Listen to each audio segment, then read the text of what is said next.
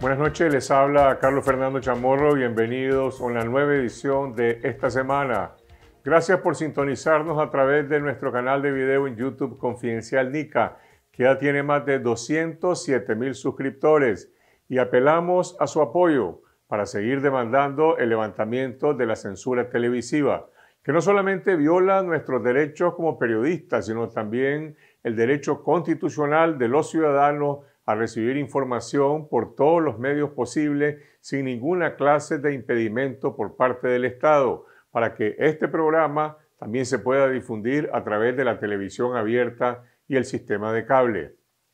Este domingo el presidente Daniel Ortega cumplió otros 25 días ausente en el cargo, en medio de una pandemia que, según el Observatorio Ciudadano, ha causado más de 1,800 muertos en Nicaragua. Mientras tanto, esta semana el régimen de Ortega, en su voracidad recaudatoria, llegó al extremo de eliminar las exoneraciones a productos médicos básicos y poner el impuesto del 15% a la importación de repuestos y equipos de respiración artificial. Esta noche hablaremos con los presidentes de 3 de las 22 cámaras empresariales del COSEP que elegirán próximamente al nuevo presidente del COSEP y se debaten entre la renovación o una nueva reelección. Ellos son Carmen Hillebrand, presidenta de la Cámara de Comercio, Marcos Pierson, presidente de la Cámara de Industria, y Jimena González, presidenta del INDE. Les presentaremos un nuevo reportaje desde Costa Rica, en la zona fronteriza con Nicaragua, con los trabajadores nicaragüenses indocumentados que realizan los trabajos agrícolas más duros en las plantaciones de piña. Y además una entrevista con el viceministro del Trabajo de Costa Rica sobre el impacto de la pandemia del COVID-19 en la regulación laboral para los trabajadores migrantes.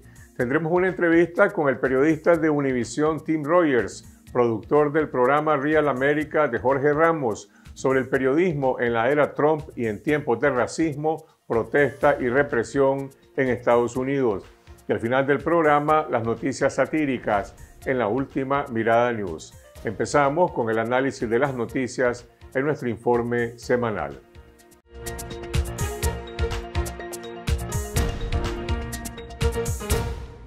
El Frente Sandinista canceló la tradicional movilización del repliegue a Masaya y la reemplazó por un concierto virtual con la ausencia del presidente Daniel Ortega. El concierto con canciones de campaña de Ortega fue convocado con una cuota de 20,000 conectados, que no alcanzó ni un 30% en redes sociales, aunque las instrucciones indicaban que era una meta impuesta por la jefatura. Este domingo se cumplen 25 días de otra prolongada ausencia de Ortega en su cargo durante la crisis sanitaria. La última vez que tuvo una intervención pública fue el pasado 10 de junio en una reunión virtual del ALBA, y el pasado 24, sin explicaciones, se canceló una comparecencia que había sido anunciada para esa semana. El independiente Observatorio Ciudadano elevó a 2,087 las muertes asociadas al COVID-19 y a 7,402 los casos sospechosos en 134 municipios del país, siendo Managua, Matagalpa y Masaya los departamentos con más casos registrados. En el periodo del 25 de junio al 1 de julio hubo 540 nuevos casos sospechosos, lo que representa un aumento del 8%, en comparación con el informe anterior del reporte independiente. La cifra dista considerablemente de los reportes del MINSA, que informan de 83 fallecidos y 2,519 casos confirmados. El régimen de Daniel Ortega ordenó grabar con impuestos a 3 equipos médicos que son vitales para hacer frente a la pandemia del COVID-19, entre ellos los ventiladores o respiradores para pacientes críticos. La importación de estos equipos y sus repuestos estaba exonerada antes de la pandemia, recordó el presidente del Consejo Superior de la empresa privada, José Adán Aguirre, pero con el impuesto los ventiladores, mascarillas quirúrgicas y oxímetros subieron hasta un 18% en sus precios. El experto en derecho fiscal Julio Francisco Báez considera que la medida gubernamental es ilegal porque viola la Constitución y es inmoral porque atenta contra la salud del pueblo. Báez explicó que el impuesto originado en una reclasificación arancelaria ordenada por Ortega contraviene las recomendaciones de la Organización Mundial Aduanera y la Organización Mundial de la Salud. Más de 80 trabajadores de la salud han fallecido con síntomas de COVID-19 según el registro del Observatorio Ciudadano. Esta semana fallecieron al menos 3 médicos, entre ellos el pediatra Marlon Chavarría del Hospital Monte España, quien era simpatizante del Frente Sandinista y había reclamado a Daniel Ortega porque el personal de salud no tenía posibilidad de comprar mascarillas. Cerca de 700 trabajadores de la salud han resultado contagiados por la pandemia. En un tercer mensaje público, los médicos reclamaron al gobierno priorizar la salud con la contratación de personal y divulgar los datos reales de la pandemia. En Ginebra, la alta comisionada de las Naciones Unidas para los Derechos Humanos, Michelle Bachelet, actualizó su informe sobre Nicaragua señalando que la crisis por el COVID-19 ha provocado mayores restricciones del espacio cívico y democrático. Bachelet denunció la poca claridad y transparencia en el manejo de la información pública sobre los casos de personas contagiadas y las persistentes violaciones a los derechos humanos contra los opositores. La Organización Panamericana de la Salud exhortó al gobierno de Nicaragua a permitir que los familiares más cercanos de los fallecidos por COVID-19 puedan verlos con medidas de seguridad antes de sepultarlos, para reducir las dudas que se puedan generar al recibir un ataúd sellado. Desde el inicio de la pandemia, el régimen ha ordenado entierros exprés de fallecidos por coronavirus, en algunas ocasiones sin informarles a los familiares. Un total de 135 marineros finalmente lograron regresar a Nicaragua después de estar varados en el Caribe por la negativa del ingreso del régimen. Una parte de ellos se reunió con sus familiares en Bluefields y otros fueron llevados a Carazo. El gobierno informó que se prepara el ingreso de un grupo de nicaragüenses, pero antes deberán presentar pruebas de que no son portadores de COVID-19 y mantener una cuarentena en sus casas. El presidente de la Asociación Nicaragüense de Formuladores y Distribuidores de Agroquímicos, Mario Hannon, se postuló para la silla presidencial del Consejo Superior de la empresa privada que José Adán Aguerri ocupa de forma consecutiva desde 2007. Hannon afirmó ante el Consejo Directivo del COSEP que el gremio empresarial tiene que dar un ejemplo de cambio. El actual presidente aseguró que aún no ha decidido si se postulará para la reelección después de 13 años en el cargo.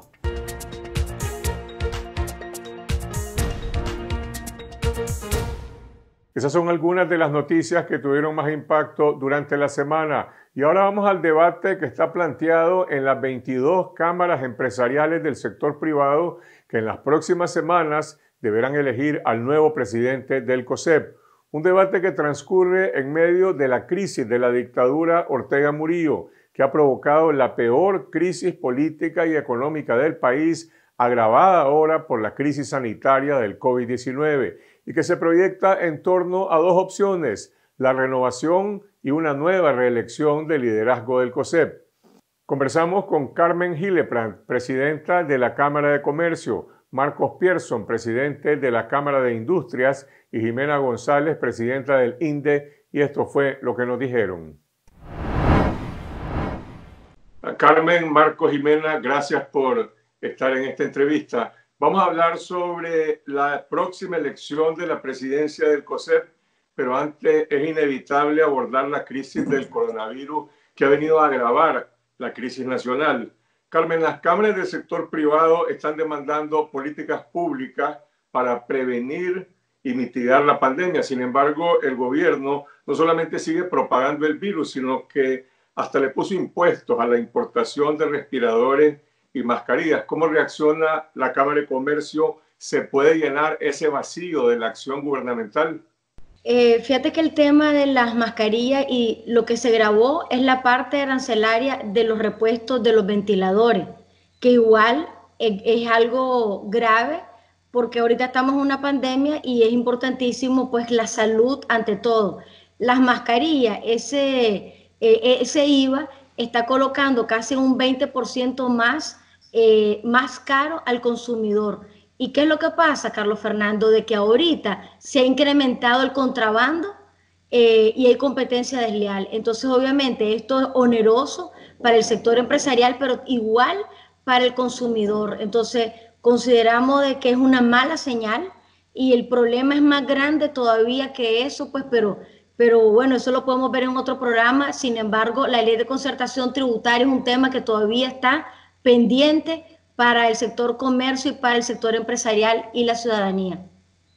Marcos, a pesar del creciente número de fallecidos que hay en el país, más allá de lo que dicen las estadísticas oficiales, hay una percepción de que se ha producido una suerte de relajamiento en distintos sectores. Bueno, desde el momento en que el propio gobierno no ha convocado al distanciamiento físico. ¿La cuarentena voluntaria sigue vigente? Por ejemplo, en el sector industria, ¿cuáles son los alcances que tiene?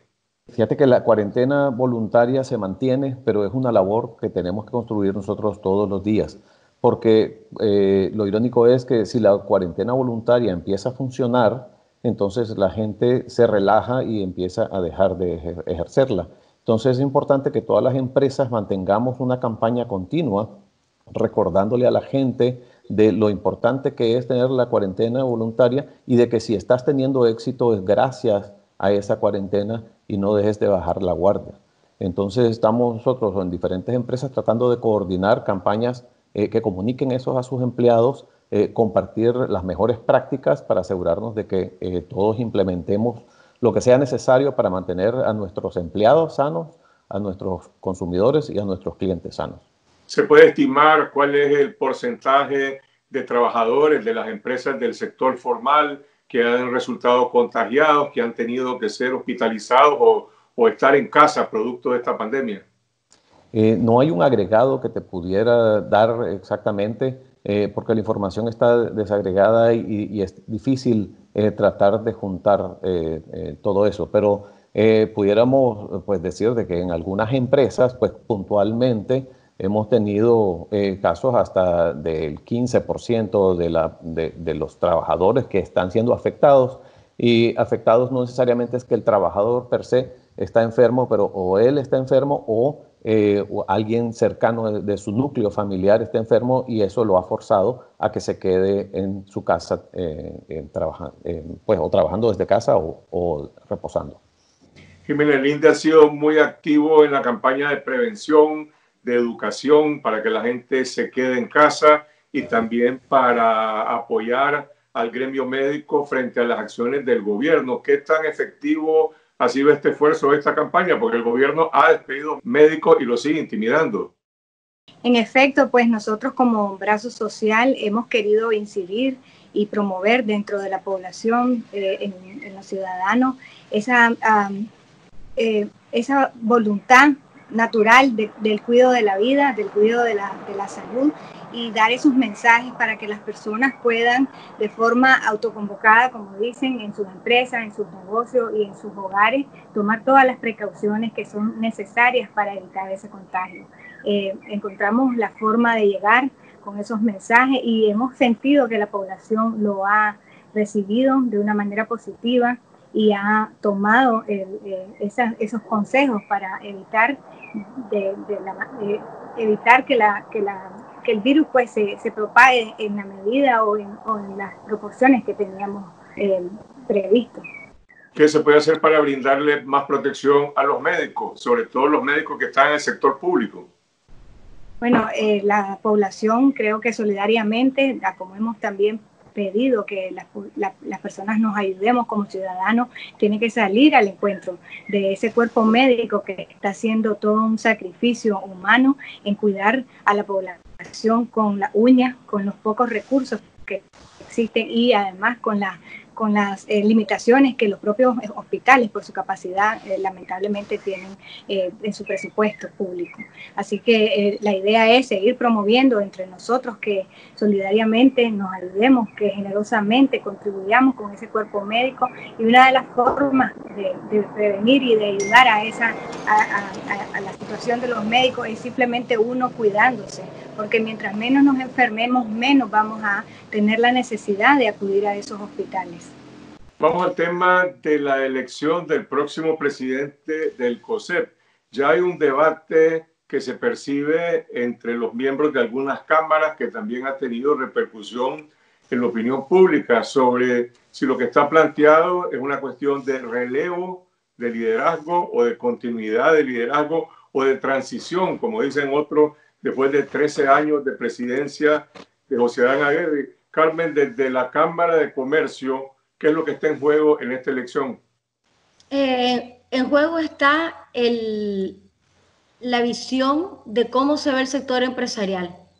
El modelo que existía colapsó en el 2018 y yo soy de la visión que tiene que haber un relevo para que nosotros podamos tener, democratizar, fortalecer a las cámaras, como se está viendo ahora, la fortaleza que tienen las cámaras que lo habían perdido, y volver a recuperar el COSEP que nació con la visión en el año 72, en el terremoto, de hacer una visión en conjunto, en común, y que no solamente esté en la cabeza una persona, sino que varias personas, y con la habilidad y la fortaleza de cada uno, poder aportar para sacar adelante el sector empresarial que tanto necesita esa unidad.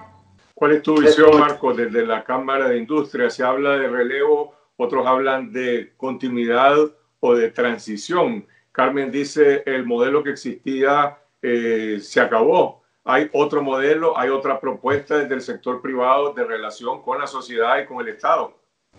Sí, nosotros creemos que es importante la alternabilidad de personas en los mandos de las organizaciones, ya sea en organizaciones privadas o en organizaciones públicas.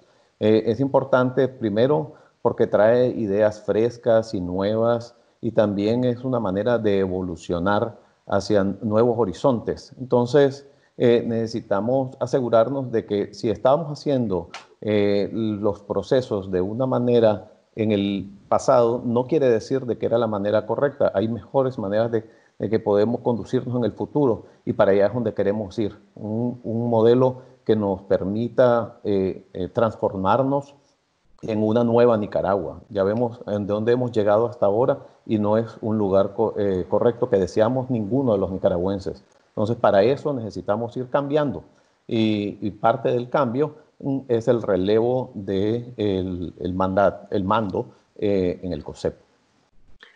INDE ha lanzado una campaña que se llama Atrévete al Cambio. ¿Cuál es el alcance de ese cambio, Jimena? ¿Es un cambio interno en la gobernabilidad del COSEP o es un cambio hacia la sociedad?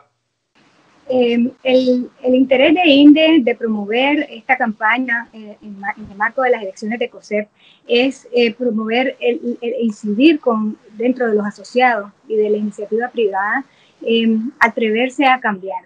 ¿Qué queremos cambiar? Queremos que los asociados y la ciudadanía se acostumbren a participar, se acostumbre a tomar decisiones, se acostumbre a elegir y se acostumbre también a ponerse a la disposición de los demás a través del servicio, a través de participar, optando por postularse a los cargos de liderazgo para desde la gremialidad construir nación.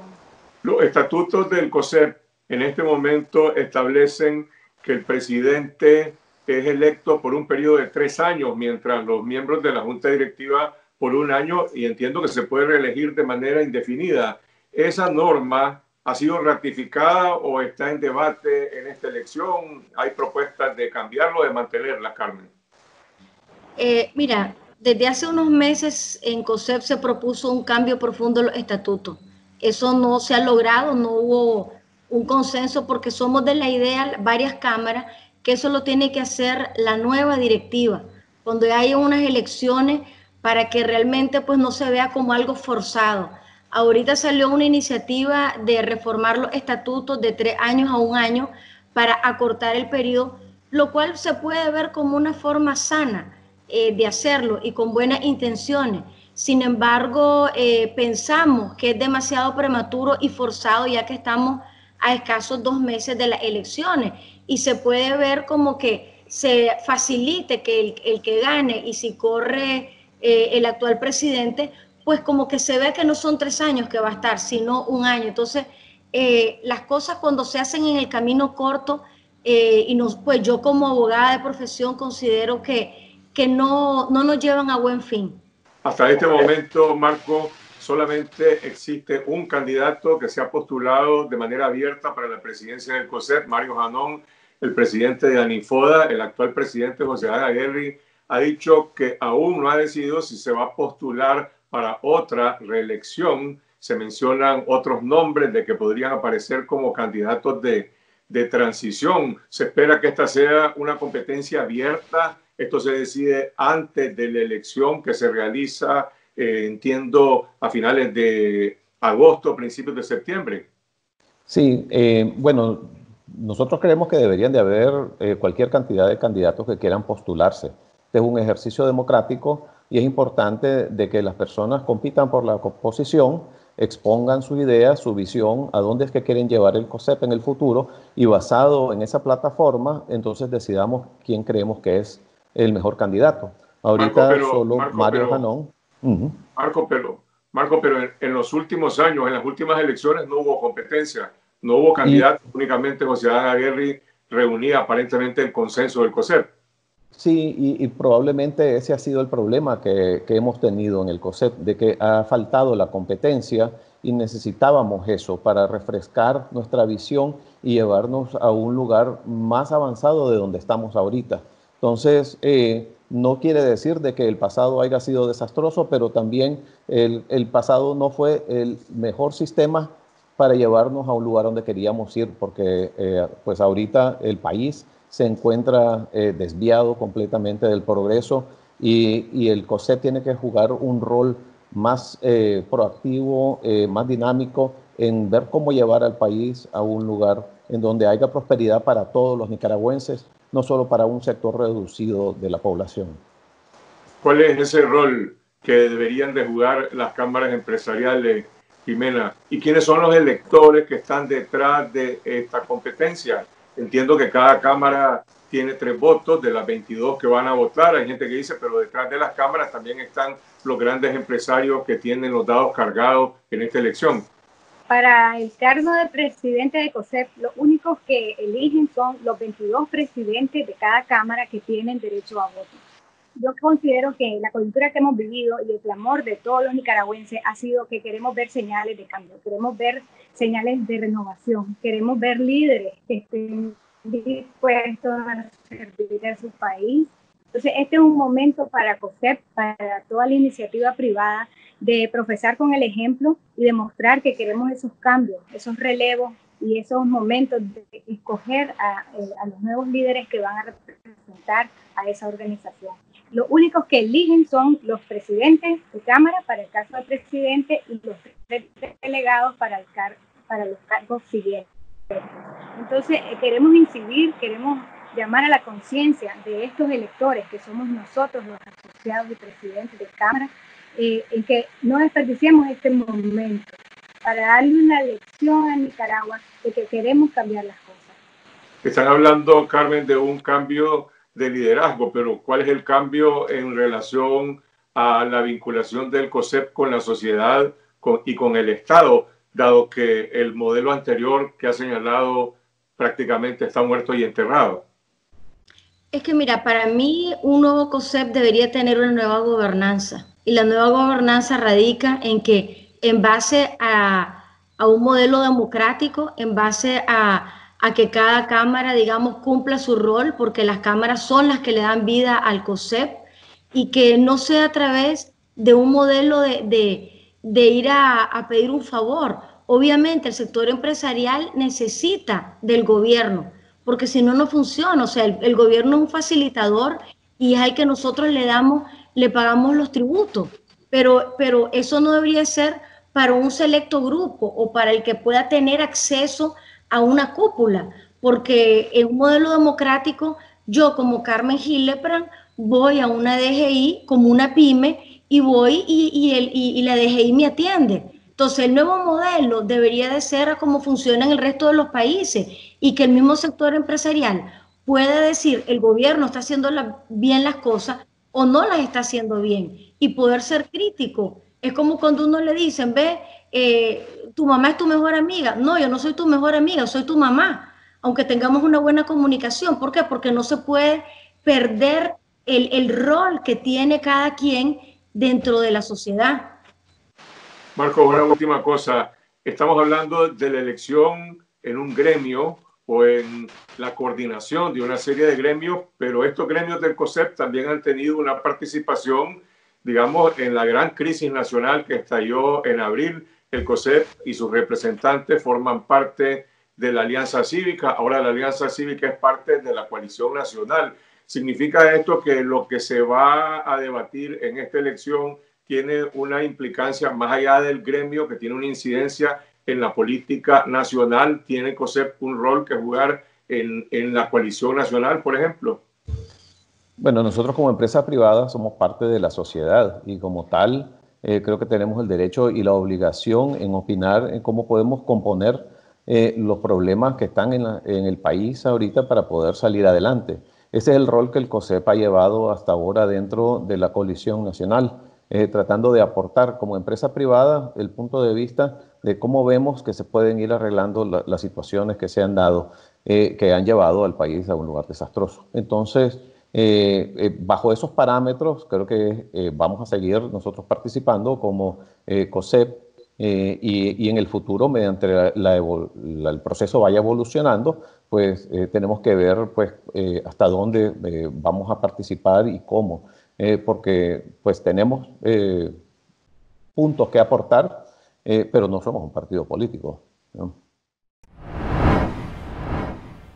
Eso es lo que dicen los presidentes de 3 de las 22 cámaras del COSEP que elegirán al próximo presidente de esa asociación empresarial. Continuamos con un nuevo reportaje desde la zona fronteriza de Costa Rica con Nicaragua, con los trabajadores migrantes que están siendo afectados por la pandemia del coronavirus. Hola a todos, soy Camilo Egaña, CNN en español. Les sugiero, les recomiendo, les pido por favor que se suscriban al canal Confidencial Nica en YouTube. De esa manera se rompe el muro, el dique, evitan los zarpazos de la censura. Es lo menos que se puede hacer, ¿vale?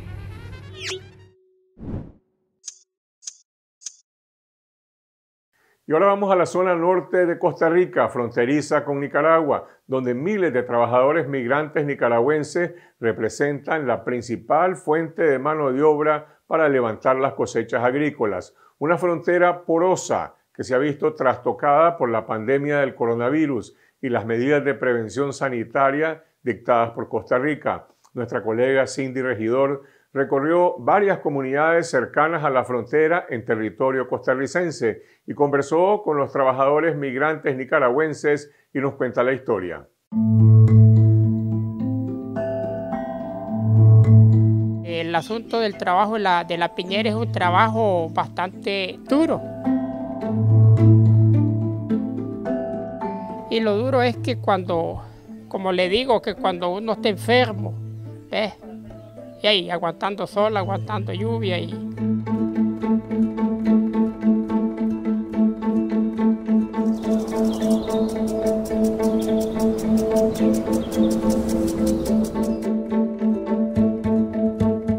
En realidad aquí más o menos es como mitad y mitad. La mitad costarricense y la mitad nicaragüense. La mano de obra de personas nicaragüenses, digamos, aquí es muy valiosa y es muy importante porque hay muchas plantaciones, digamos, de piña, de naranja y que la mayor parte de la mano de obra que tienen ellos es la gente nicaragüense.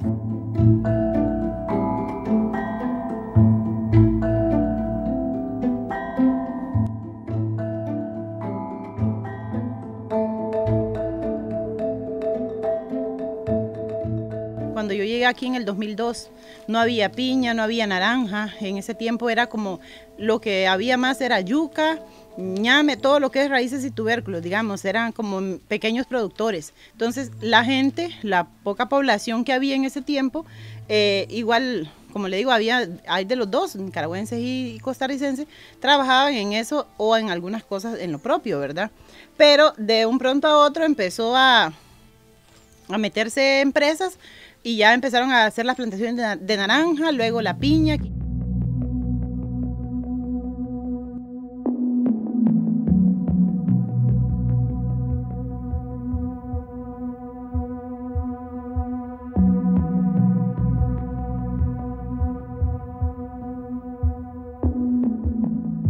Yo era encargado de la cuadrilla, ahora me pusieron a cortar porque no hay gente con papeles. ¿Cómo cuánta gente perdieron? Ya hay como unos 60 personas. ¿Y cuántos quedaron? Ya no quedaron ni ninguno. Ahora, no, en general quedaron de ticos. No, nosotros tuvieron que pararlos de viaje. Fue que nosotros empezamos a buscar gente con papeles.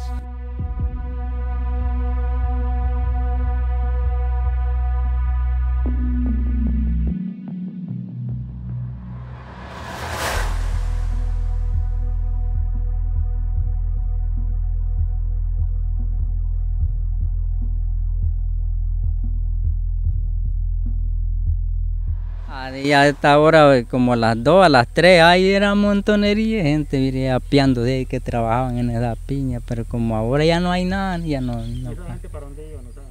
Hay para Nicaragua, de todo, porque esta gente ahí trabajaba, como ya les cortaron el trabajo aquí, ya no hay nada, entonces ya no pasa. Ya, porque nosotros teníamos una cuadrilla que era una cuadrilla muy buenísima, nosotros tuvimos una gente que esa gente sí era que trabajar de noche, los nicaragüenses, si tenían que trabajar de noche ellos no le aflojaban, pero desgraciadamente los quitaron esa cuadrilla, ya y ya ahora, bueno, ya ahora tenemos un poquillo más de gente, pero ya solo con papeles. Podríamos decir una tercera parte más mayoritaria de la que no tiene documento, que se estaba facilitando el trabajo, que se lo daba a la piña, que se lo daba a la yuca, ¿verdad? Y también se lo dio en cierta parte lo que era cosecha de naranja.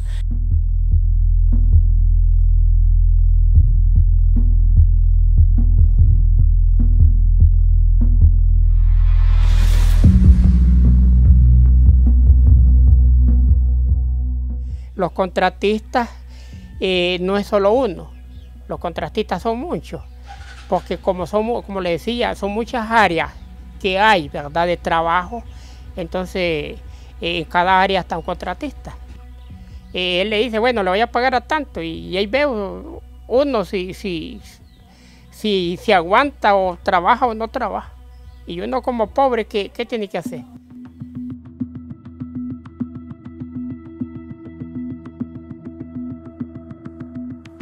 Le da un chapulín, una carreta, vaya y monte, recoja personas en la frontera y los trae a coger naranja, con sal, sable naranja. Bueno, pero si a él lo agarraba la fuerza pública con esa carreta llena de gente, el que le iba mal era él. La empresa salía se lavaba las manos y listo, era salado él como hacía. ¿Qué hacían? Ellos tienen gente que les avisa como que bien va la policía, entonces, bueno, bájense porque ahí viene la policía. Esa pobre gente quedaba botada donde estuviera porque iba la policía, ¿verdad? Si viene la ley, ustedes escóndanse, ¿ves? No se dejen ver. Si alguien les pregunta que trae esta finca, no, que ella andaba haciendo una labor personal o algo así. Un indocumentado les tiene miedo a la ley, ¿sí o no? No puede ir a una oficina de los derechos humanos, qué sé yo, o al Ministerio de Trabajo, o a la Defensoría, qué sé yo, a algo, ¿verdad? O a la caja. Muchos compañeros se enfermaron, a veces se accidentaban y les decía, váyase para su casa, para Nicaragua, y donde esté bueno, usted vuelve. Ahí le vamos a ayudar con el sueldo, como que usted está trabajando. Pero no diga que aquí le sucedió algo.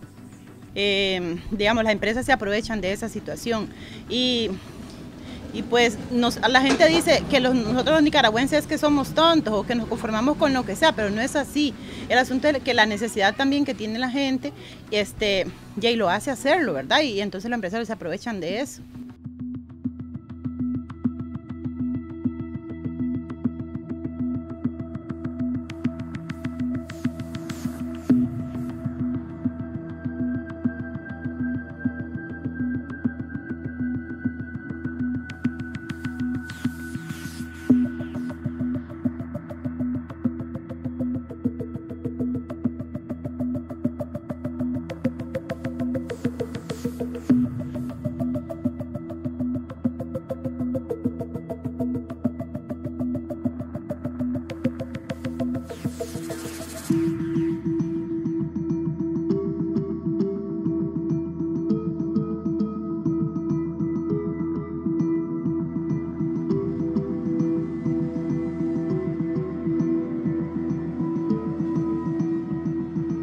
Nos hemos sentido un poco afligidos porque no podemos laborar por la situación de que se está dando. El problema principal ha sido la carencia de documentos.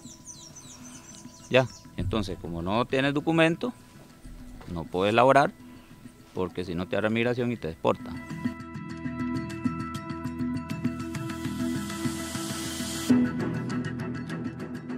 Digamos, en una zafra no las podríamos cosechar solo los de la finca, sería imposible.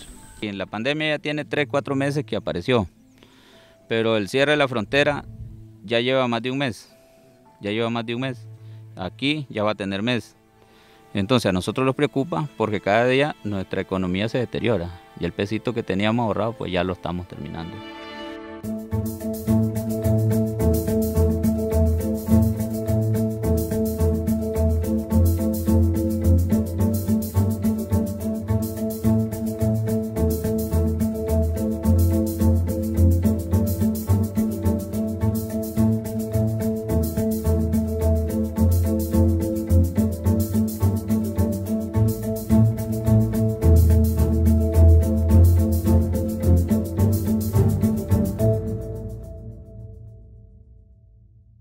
Eso es lo que dicen los trabajadores NICA en Costa Rica. Nuestra colega Cindy Regidor le preguntó al viceministro del Trabajo y la Seguridad Social de Costa Rica qué es lo que proponen las autoridades costarricenses ante esta crisis. Veamos lo que dice el viceministro Ricardo Marín.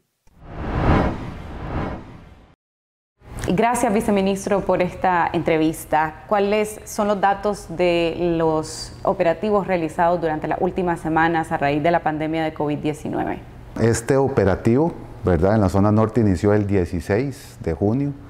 Fueron 2 semanas en que abarcamos varias instituciones, Ministerio de Salud, Caja Costarricense del Seguro Social, Policía de Migración y Ministerio de Trabajo. ¿Qué buscábamos? Bueno, darle la máxima seguridad, no solo en evitar más contagios del COVID-19, sino también pues garantizarle la seguridad social y los derechos laborales a estos trabajadores. Desde el Ministerio de Trabajo, en más de 250 empresas que se visitaron en este operativo interinstitucional, en 28 empresas el Ministerio de Trabajo encontró infracciones a las leyes de trabajo. Infracciones a las leyes de trabajo y algo muy importante en estos momentos de pandemia, que son infracciones a las normas de salud ocupacional también en el trabajo, pues que son esenciales para evitar los contagios. De estas 28 empresas que encontramos infracciones, ¿cuáles fueron las infracciones más específicas que pudimos localizar? En el aspecto laboral, el respeto a una jornada, a la jornada legal, el respeto al pago de las horas extra, salario mínimo y el pago de vacaciones. ¿Qué tipo de empresas eran las que estaban incumpliendo? La mayoría son agrícolas, plantaciones, ¿verdad? Son plantaciones agrícolas en las que se puede dividir en el producto de la piña, yuca y naranjas y algunos tubérculos. Se calcula que para las cosechas de varios productos agrícolas harán falta más de 70.000 recolectores en los próximos meses. ¿Por qué ese faltante tan grande de empleados en el sector? El sector agro siempre ha recibido de muy buena manera la mano de obra migrante, el trabajo migrante. Es necesario para la producción del país y para la producción de estos productos, su exportación y para generar en la economía nacional, pues que estos trabajos sean estables. Recientemente se emitió un decreto que ayudará a los trabajadores de la agricultura a agilizar la regularización de su estatus migratorio. ¿En qué consiste? Hay personas que si demuestran su arraigo anterior, si no me equivoco, a enero del 2020, que puedan demostrar su arraigo en el país, son personas que perfectamente podrían optar por esta documentación, por este DIMEX, para que puedan accesar a estos 70.000 empleos en el sector agro que usted me está hablando. ¿Puede resolver el déficit de este decreto? Tenemos toda la esperanza que sí, tenemos toda la esperanza de, en estos momentos de pandemia mundial y la emergencia nacional por el COVID-19, bueno, el sector agro es uno que afortunadamente no se ha detenido. No se ha detenido porque no se han encontrado varios casos o, como estos operativos que hemos ido, es para neutralizar un poco más los casos del COVID. Entonces, con estas normativas de salud ocupacional es que podemos continuar con esta economía y estas fuentes de trabajo. Estuvimos en la zona de Los Chiles y ahí conversamos con varias personas que nos hablaban de una serie de irregularidades por parte de las empresas agrícolas que están asentadas ahí, desde el uso de mano de obra de personas indocumentadas, la mayoría migrantes, hasta quienes reclamaban que los empleadores no les registraban ante la Caja de Seguridad Social a pesar de que les restaban el porcentaje de sus salarios. ¿Qué información tiene el Ministerio sobre este tipo de denuncias? ¿Cuál es la situación en la zona norte del país?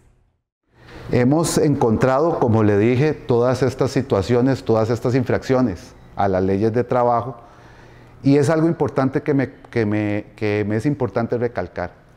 Por medio de convenios internacionales y bajo la Declaración Interamericana de los Derechos Humanos, las personas trabajadoras, independientemente de su estado migratorio, irregular o no, a la hora de ser contratadas, es necesario nivelarlas a lo que representa nuestro Código de Trabajo. O sea, nuestro Código de Trabajo las cubre, ¿verdad?, las defiende y hay que protegerle esos derechos. Quiere decir que una persona, aunque ya haya sido contratada en unas de estas fincas con un estado irregular migratorio, tiene que tener derecho de acceso a un trabajo decente, tiene que tener acceso a un salario mínimo establecido en el país, a su día de descanso, a insumos de salud ocupacional que en estos momentos son importantísimos, indiferentemente de su estado migratorio. El gobierno de Costa Rica pues se ha preocupado por todas estas figuras en las que se le precarizan los derechos laborales a estos trabajadores, que la mayoría de las veces, a ver si lo explico bien, no es la empresa principal, por decirlo así, o la planta principal de esa finca donde se precarizan esos derechos laborales. Pero existe una figura de la tercerización del servicio, los famosos contratistas del sector agro, que muchas de las empresas pues ya se están preocupando porque muchos votos a nivel judicial, cuando ese contratista no tiene cómo cumplir sus deudas con esos trabajadores, pues solidariamente una empresa principal puede responder a eso. Entonces hay que tener un deber de cuidado de la empresa principal de fiscalizar a sus contratistas. Se contrata a un tercero que muchas veces, inclusive este tercero, es una persona migrante en estado irregular, que se trae a un colectivo de trabajadores migrantes en estado irregular y en esa cadena de valor de la relación laboral es donde se precariza esos derechos. Sí afecta a una gran cantidad de trabajadores que a veces por un insumo o por puntos o por amenazas que a veces que reciben por su estado irregular migratorio, pues entonces aceptan estos trabajadores trabajar por menos salario. No se dan cuenta que incondicionalmente, a pesar de su forma irregular, no es responsabilidad de ellos, porque nosotros acá tenemos un principio que es a igual trabajo, igual salario. Se está manejando un proyecto de ley en la Asamblea Legislativa en que los inspectores tengan un poco más de alcance, un poco más de músculo legal. ¿Qué quiero decir con esto? Que el inspector pueda llegar a su centro de trabajo y pueda imponer una multa de manera inmediata, que eso nuestro marco legal aún no lo tiene visibilizado. Estas denuncias no son nuevas, se ha hablado por años del uso y explotación incluso de personas nicaragüenses indocumentadas. ¿Hay una deuda, siente usted, de parte del Estado costarricense?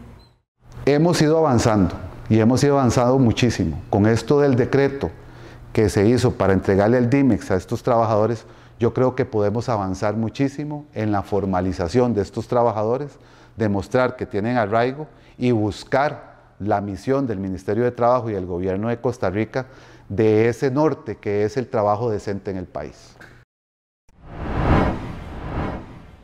Eso es lo que dice el viceministro de Trabajo de Costa Rica. Y para conocer más sobre este tema, los invitamos a visitar en confidencial.com.ni la investigación periodística La Frontera Dibujada, un trabajo realizado en la zona fronteriza por Esta Semana y los medios costarricenses, La Voz de Guanacaste e Interferencia Radio UCR. Continuamos desde Estados Unidos con el periodista de Univisión Tim Rogers y cómo se hace periodismo en la era de Trump entre las protestas contra el racismo y la represión. Hola, soy Tiffany Roberts, periodista nicaragüense de la cadena Univisión. Quiero invitarlos a que se suscriban al canal de YouTube de Confidencial. Es la única manera que vamos a poder ganarle a la censura, estar pendientes y poder consumir lo que producen nuestros medios independientes. Así que adelante, tenemos derecho de trabajar, de informar y de ser periodistas.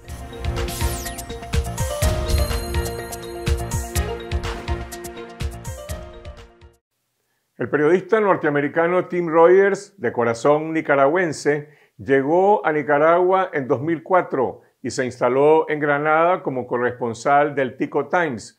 Posteriormente se quedó a vivir en el país con su familia nicaragüense de Masaya y creó el medio de comunicación The Nicaragua Dispatch, siendo además corresponsal de varios medios norteamericanos. Durante la rebelión de abril en 2018, Tim Rogers se tuvo que ir del país para proteger su integridad y la de su familia ante las amenazas de muerte de paramilitares del régimen, y actualmente trabaja en Univisión como productor de Real America, el programa que dirige Jorge Ramos. Nuestro colega Elmer Rivas conversó con Tim Rogers sobre cómo se hace periodismo en Estados Unidos en la era Trump y en Nicaragua bajo Ortega, y nos cuenta la historia.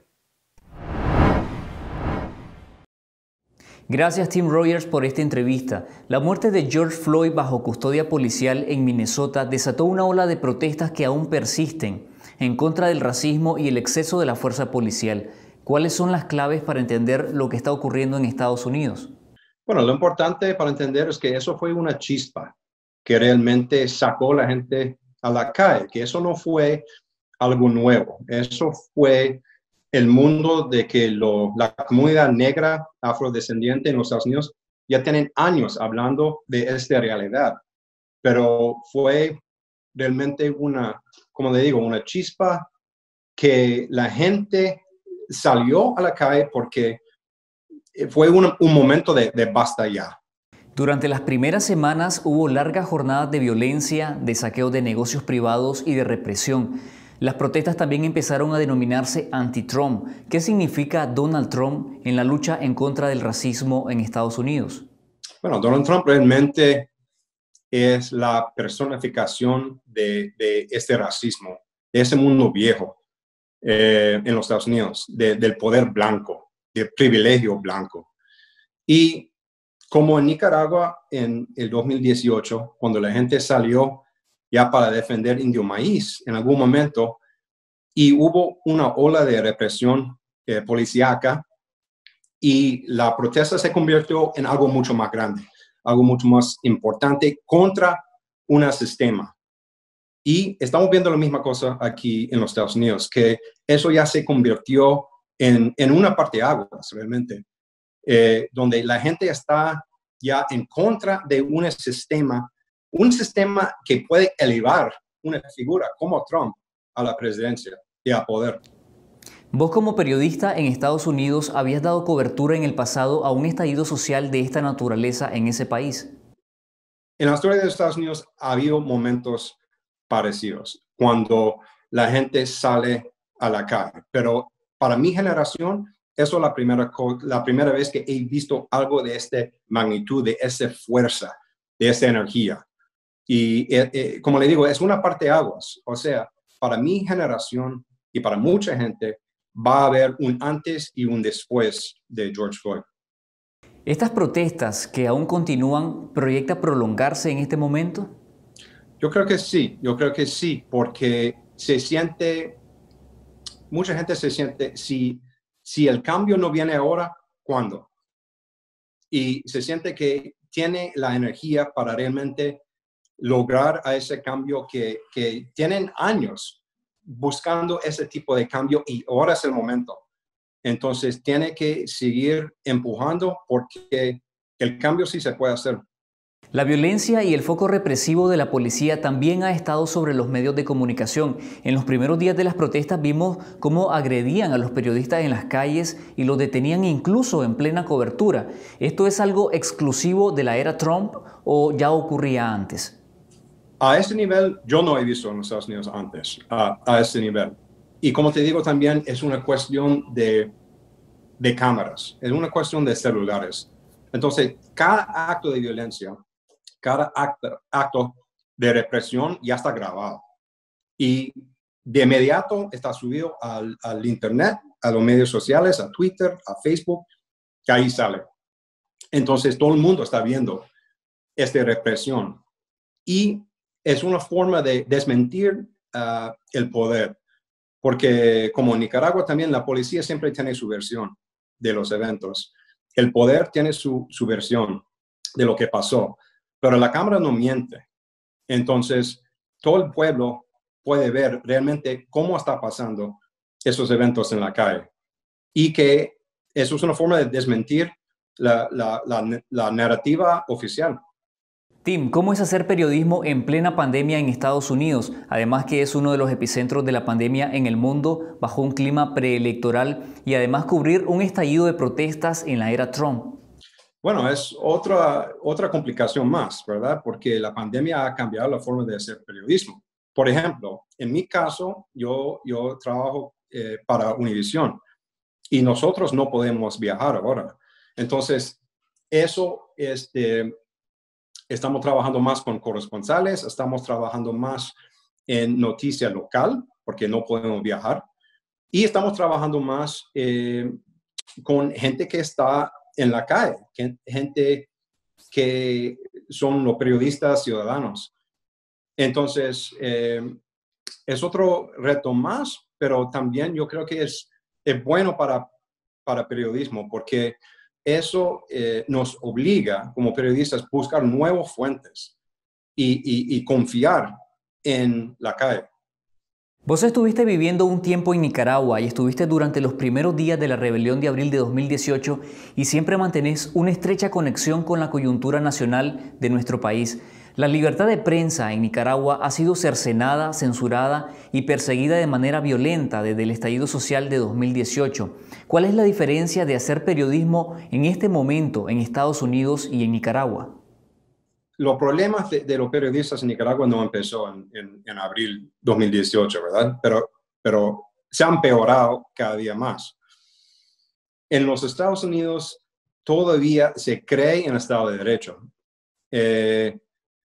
Es un poco difícil en los Estados Unidos porque cada día se ve que el mito que ha creído los Estados Unidos de libertad de expresión, libertad de la prensa, también es un mito. O sea, vemos los policías golpeando los periodistas, vemos que hay mucho reto para periodismo, para la libertad de expresión.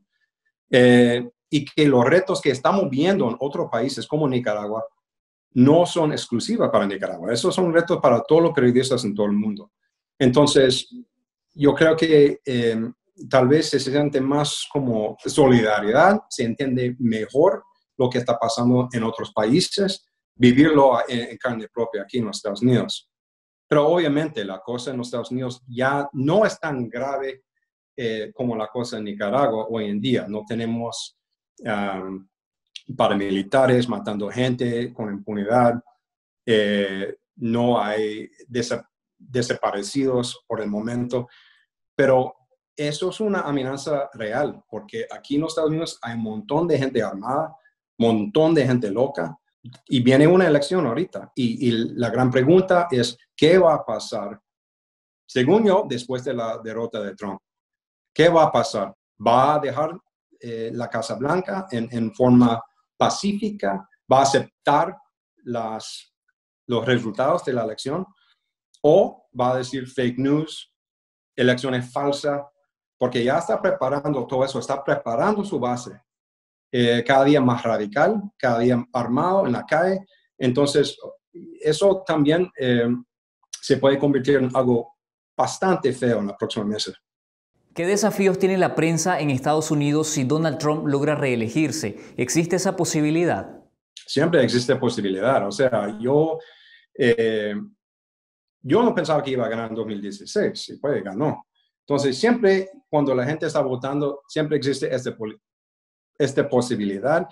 Además que los republicanos están tratando de reprimir el voto, están tratando de limitar el centro de votación en ciertas comunidades, están tratando de hacerlo más difícil cada vez que la gente salga a votar. Entonces siempre existe esa posibilidad. Mira, los retos para los medios de comunicación son como siempre, es estar al servicio de la verdad y no estar al servicio de poder. Y lo que estamos viendo con esa protesta es que hay una verdad en la calle y el poder muchas veces miente porque el poder está interesado en su poder. Y como periodista no siempre tenemos que buscar un contrapeso a la verdad en la calle con una mentira oficial, porque eso no es hacer periodismo al servicio de la verdad, eso es hacer un favor al poder y elevar la mentira oficial como si fuera una opción viable a la verdad. Entonces los periodistas tienen que tener mucho cuidado con eso. Tras el estallido social en Estados Unidos, en Nicaragua, lo que ocurre en Venezuela y ahora en El Salvador, los periodistas cuestionan la manera en que el presidente Bukele trata a los medios de comunicación independientes. ¿Qué lecciones podemos sacar de todo esto? El poder quiere mantenerse en poder a todo costo. Y eso estamos viendo en países como Nicaragua, en países como El Salvador, en países como los Estados Unidos, que el poder busca forma de seguir en poder. Y no está al servicio siempre del pueblo, aunque dicen eso. Tienen su grupo radical. Una cosa que Trump tiene en común con Ortega es que no está tratando de tener un base amplia. Está tratando de tener un base radical, fiel. Y con eso ellos pretenden mantenerse en poder y pretenden gobernar por las pistolas. Y entonces, eso es una cosa que tiene en común todos esos países que tienen problemas democráticos ahorita. O sea, Nicaragua tenía una constitución que decía que no hay reelección. ¿Y qué hace el poder? La primera cosa que hace es eliminar eso para quitar los frenos a poder. Y Trump está tratando de hacer la misma cosa. Está cada día atacando Estado de Derecho y tratando de liberarse de los frenos a poder que está dentro de la Constitución. Y ahora vamos a las noticias que no alcanzaron en el informe semanal en la última Mirada News.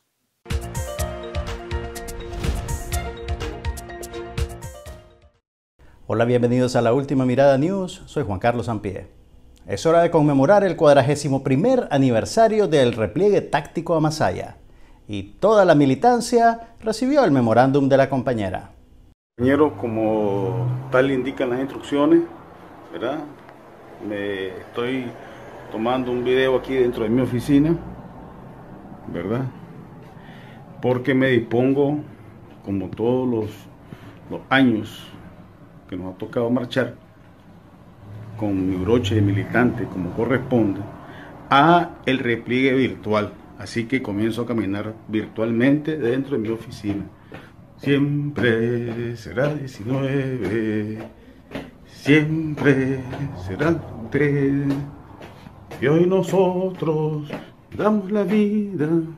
Ok, los invito a todos a caminar virtualmente dentro de su oficina, como corresponde.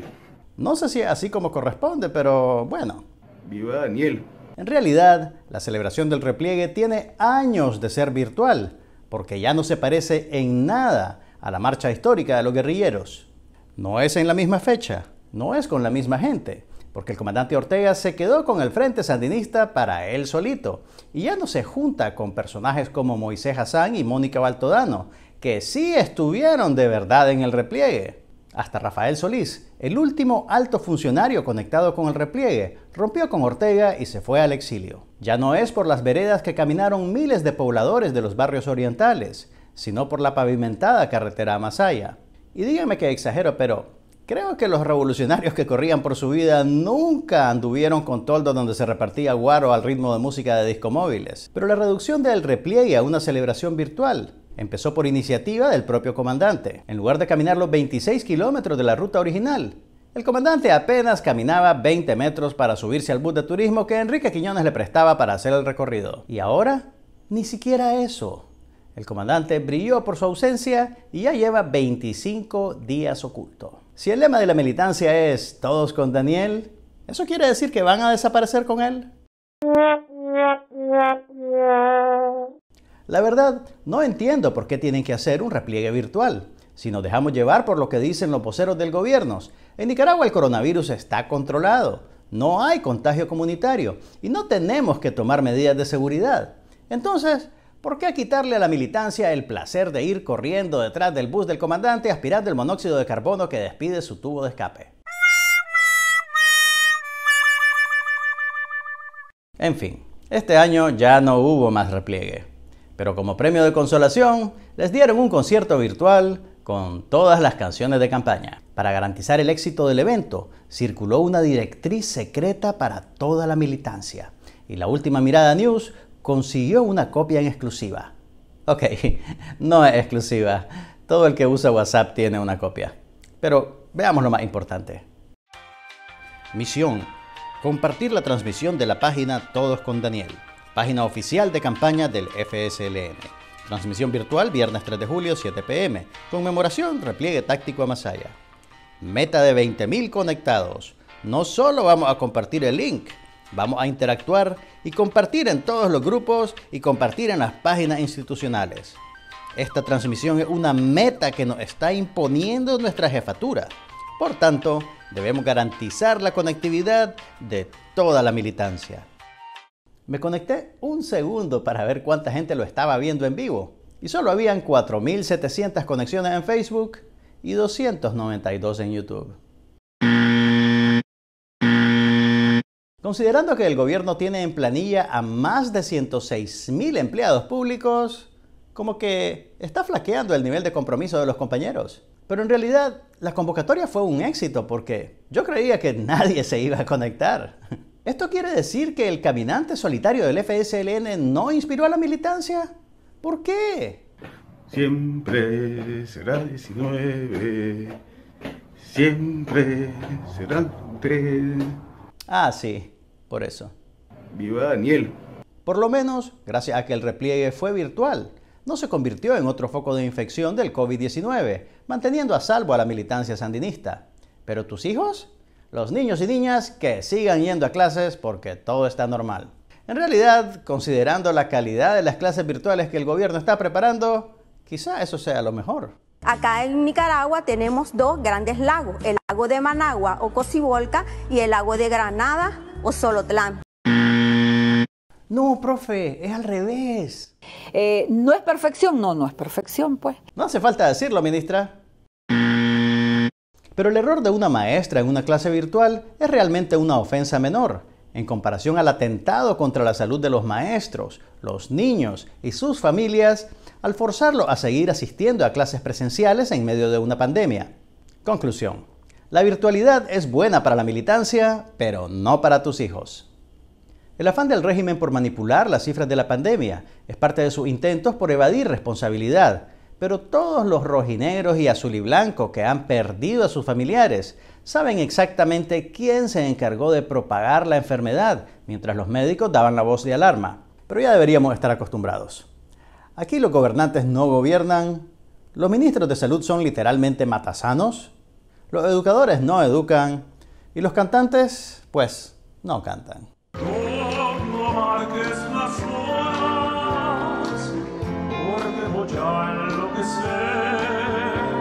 Lo que sí sabemos es hacer negocios. Según el Banco Mundial, el comandante Ortega está bien encaminado para llegar al primer puesto del ranking mundial del Doing Business. Como no les bastó con promover la pandemia, ahora encontraron la manera de lucrarse de ella. Los ventiladores, mascarillas quirúrgicas y oxímetros, todos insumos indispensables para tratar a los enfermos de COVID-19, han sido gravados con nuevos impuestos o les anularon las exenciones que antes se les aplicaban. Y según el Observatorio Ciudadano del COVID-19, tenemos más de 7.400 casos sospechosos y más de 2.080 muertes. Pero claro, donde unos ven crisis, otros ven oportunidad. El comandante y la compañera se han vuelto tan eficientes encontrando nuevas maneras de hacer dinero que cuidado se lanzan a la presidencia del COSEP y ganan. Cuidado, Chanito. Buenas noches. Así llegamos al final de esta edición de esta semana. Gracias a todos los medios radiales, televisivos y digitales que se enlazan con nuestra señal para seguir derrotando la censura televisiva. Y si aún no lo han hecho, suscríbanse a nuestro canal de video en YouTube Confidencial Nica. Recuerden que ya son más de 207.000 suscriptores y les solicitamos su respaldo para demandar la suspensión de la censura televisiva, para que se restituya el derecho constitucional de la libertad de prensa y este programa pueda ser difundido ampliamente a través de la televisión abierta y el sistema de cable. Síganos en Twitter a lo largo de la semana. Y si desean recibir todos los días información verificada con las alertas noticiosas de Confidencial, los invitamos a suscribirse de forma gratuita al número de WhatsApp 8577-1820. Nos vemos el próximo miércoles en esta noche, siempre a las 8 de la noche. Buenas noches.